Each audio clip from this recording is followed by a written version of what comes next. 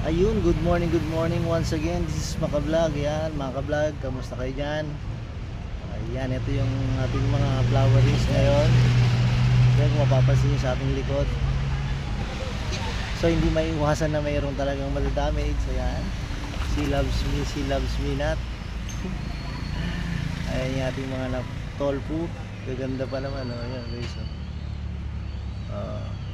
Pero gamit pa rin naman to. Gawin natin siyang compost, taba.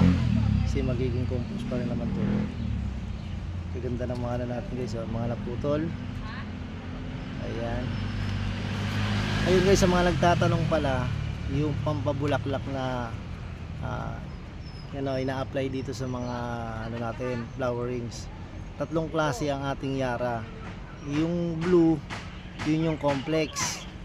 Tapos yung green, yun yung flowering guys Pero yung isa, tsaka na lang, pabitin mo lang yan So kung kayo ay may mga ganitong rose na nadadry na, ikat nyo lang yung pinaka yung harap nung nyo pruning style lang. Pag kinat nyo, tas tutubuli yun, magiging mabulaklak ulit yun.